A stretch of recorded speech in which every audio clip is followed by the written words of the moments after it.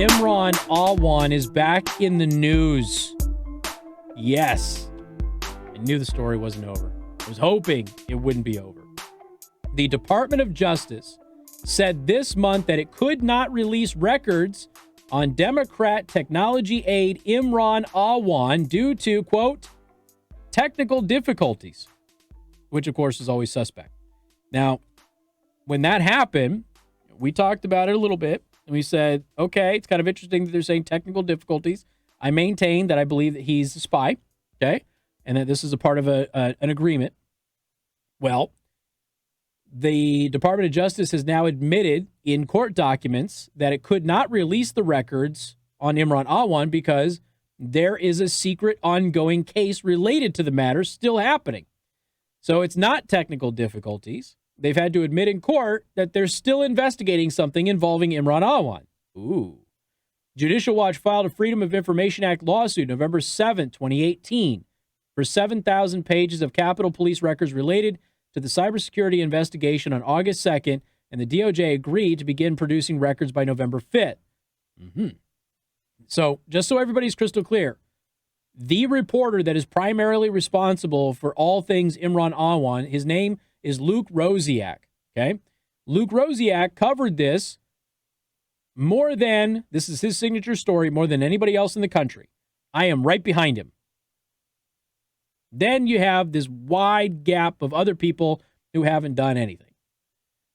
The deadline came and went. No records were being produced, even though the DOJ promised to produce them. On November 13th, phone call, the DOJ said technical difficulties had resulted in a delay. Judicial Watch stated in a court filing. The new release court filings from the Department of Justice said, pursuant to an order issued by the Honorable Tanya Chutkan, who is presiding over related sealed criminal matter, the government is prohibited from disclosing certain information pursuant to formal and informal information requests in this matter. The government advised Judge Chutkan of the instant FOIA matter and sought clarification from the judge concerning the government permissible response in light of the order. Well, the defendants received clarification on December 5th of 2019, the date of this filing that permitted defendants to say the following. The government is prohibited from disclosing any information pursuant to an order issued by the Honorable Tanya S. Chutkan. The difficulties in providing responsive material was due to the unexpected and unique set of facts described above that was out of the control of the defendant. Defendant's only motivation was to maintain the integrity of the sealed matter as much as possible until the issuing court provided guidance. Well, isn't that interesting?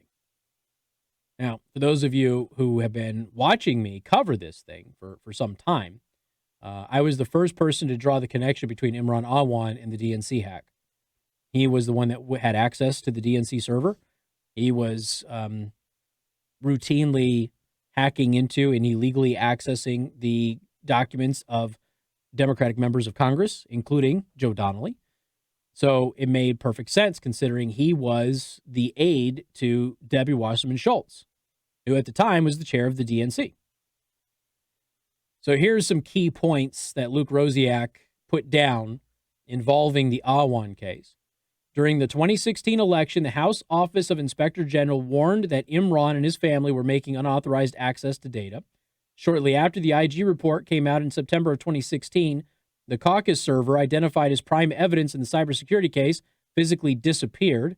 Wasserman Schultz declined to fire Imran despite knowing that he was suspected of cybersecurity violations, even though she had just lost her job as DNC chair after its anemic handling of the data breach.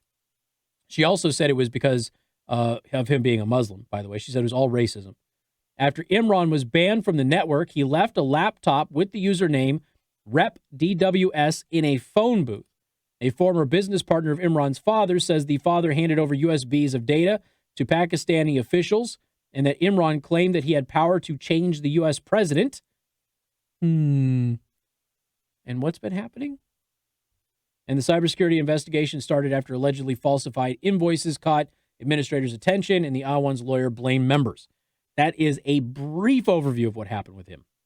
This case is so big, and when it just disappeared after a plea agreement, just vanished, sure did seem suspicious. So the case is not over, and the DOJ is now admitting that they can't turn over documents because there is an ongoing case involving Imran Awan. We got more coming up. News Talk 95.3, Michiana's news channel.